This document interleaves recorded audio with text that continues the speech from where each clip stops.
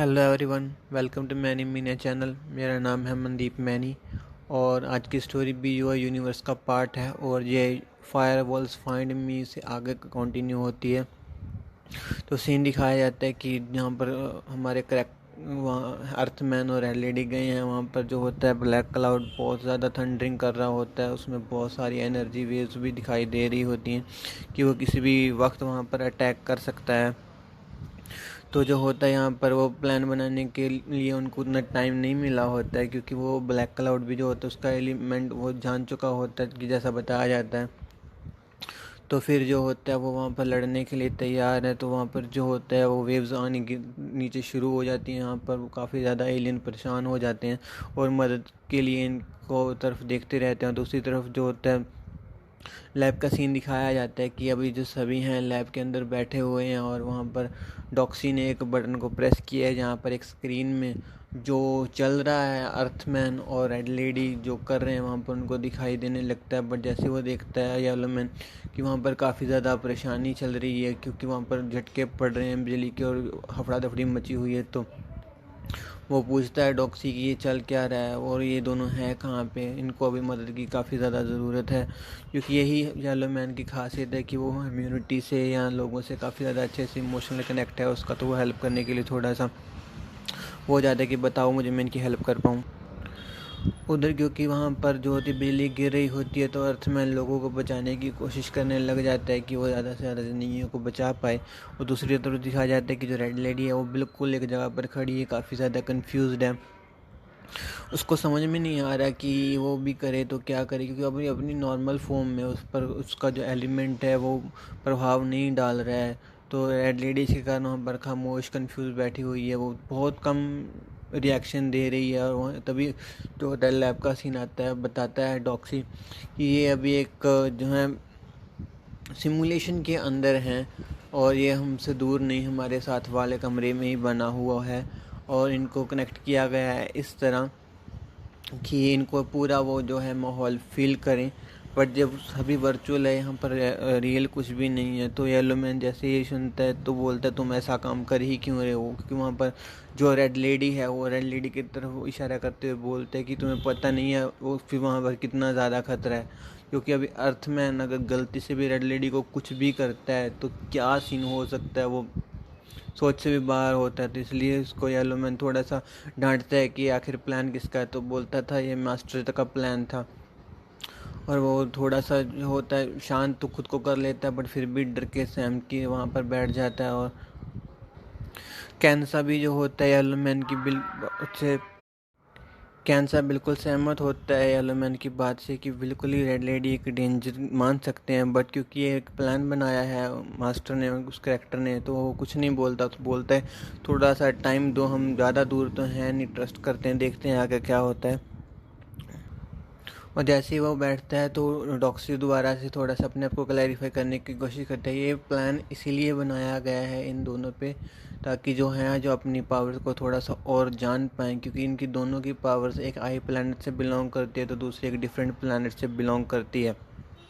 अर्थमैन की पावर उसके कंट्रोल में है क्योंकि वो दूसरों को डेंजर नहीं देती है। बट जो रेड लेडी के एलिमेंट की पावर है वो काफ़ी ज़्यादा खतरनाक है। तो इसलिए इससे अच्छा और सिक्योर जगह इस प्लानट पर नहीं है जिस पर हम ये एक्सपेरिमेंट कर पाएँ, क्योंकि यहाँ पर जो आई प्लानट की काफ़ी ज़्यादा प्रोटेक्शन लगी हुई है, जिसकी वजह से कुछ भी जो होता है दूसरी चीज़ों को इफेक्ट नहीं पड़ेगा।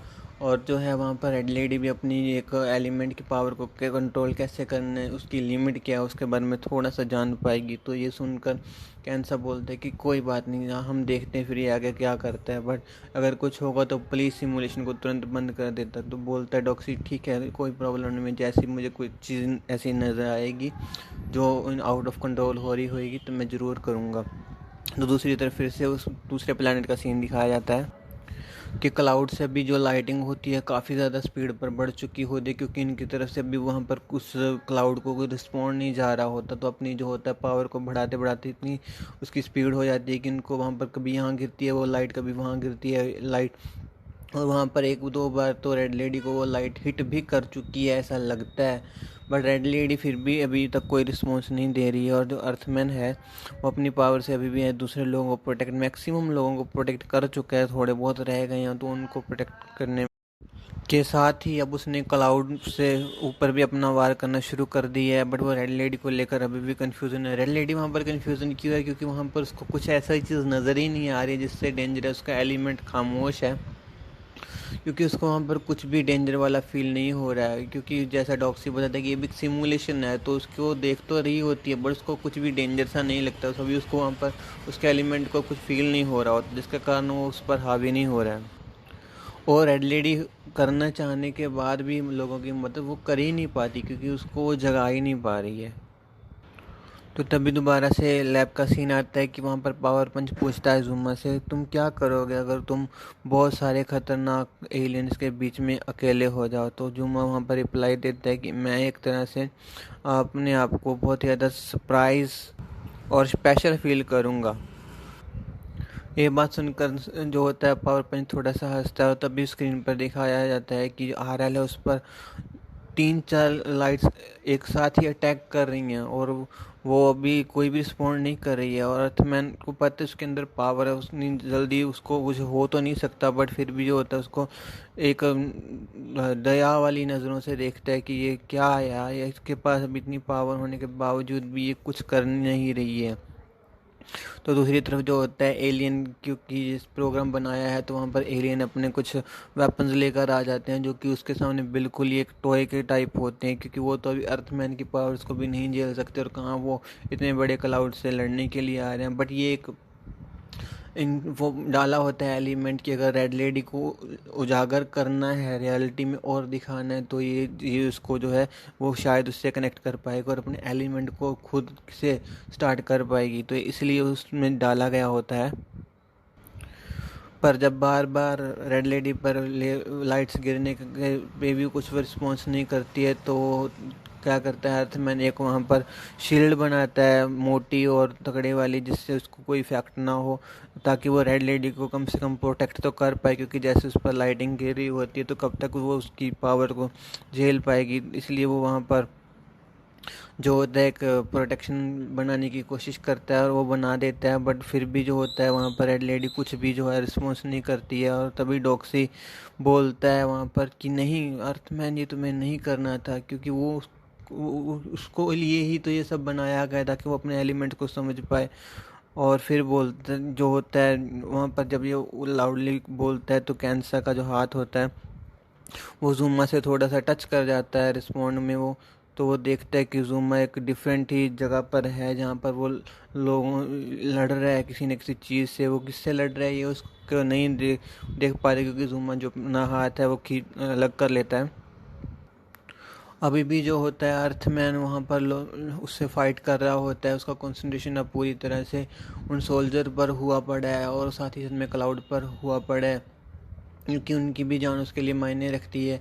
तो वो कभी उनको बचाता है तो कभी क्लाउड की तरफ वो अटैक करता है। जहाँ ऐसा करते ही वो क्या होता है, एक धमाका होता है वहाँ पर, जहाँ से वो दोबारा से रेड लेडी है खुद को अनकवर करती है, और उसने अपने एलिमेंट को ना जाने कैसे, बट उसका जो एलिमेंट है अभी वहाँ पर स्टार्ट हो चुका है। तो फिर वो वहाँ पर फाइट करना शुरू करती है वो भी क्लाउड से। और क्या ज़बरदस्त पावर होती है दोनों का जो होता है, जब पावर टकराती है तो एक डिफरेंट सी ही एनर्जी वहाँ पर महसूस होती है। ये जो एनर्जी बनाई गई है उनको प्रोटेक्ट करने के लिए बनाई गई है उस लैब में, उस कमरे में। तो ये देखकर जो है अर्थमैन काफ़ी खुश होता है कि अब वो फिर से एक टीम की तरह से हम लड़ रहे हैं और इसको जल्दी से ही हम हरा देंगे क्लाउड को। दूसरी तरफ जैसे अब रेड लेडी वहाँ पर अपनी पावर से अटैक करती है, तो जो क्लाउड है उसने फैलना शुरू कर दी है, क्योंकि वो उसी की पावर से वो दिखाते हैं कि वो जो है फैल रहा है, और वो वहाँ पर जो है बेस एलिमेंट जो प्लैनेट का होता है वहाँ पर पहुँचने ही वाला है।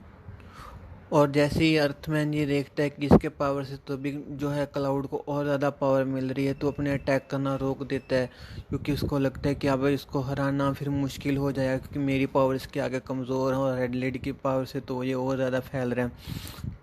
इसलिए वो अपने अटैक करना छोड़ देता है। तभी जो होता है वहाँ पर दिखाया जाता है कि जो है सभी क्वेश्चन करते होते हैं कि अभी ये बंदा उस पर अटैक क्यों नहीं कर रहा, पहले अच्छे से लड़ रहा था, अगर उसने लड़ना शुरू कर दिया तो अभी ये चुप हो गया है।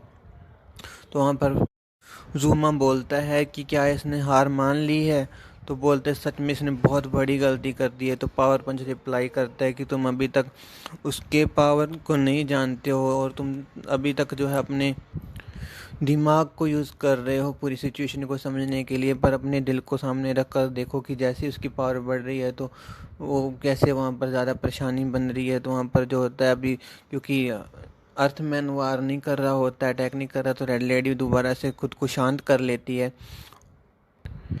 वो अपने अटैक को शांत कर चुकी होती है, बट अभी भी जो उसका एलिमेंट होता है उसको उस पर हावी होता है। तो वहाँ पर फिर अर्थमैन जो होता है दोबारा से फोकस करने लगता है, और क्या होता है वहाँ पर जो पूरा प्लेनेट होता है एक तरह से टुकड़ों में बंटना शुरू हो जाता है, जिसके कारण सभी बहुत ज़्यादा डर जाते हैं कि अभी अर्थमैन कर क्या रहा है। और यहाँ पर अर्थमैन की सोच ये होती है कि अगर उसको जो है इसका बेस पार्ट मिलेगा ही नहीं, एलिमेंट मिलेगा ही नहीं प्लानट का, तो उसको खाली हाथ यहाँ से जाना पड़ेगा और ये डिफीट हो जाएगा।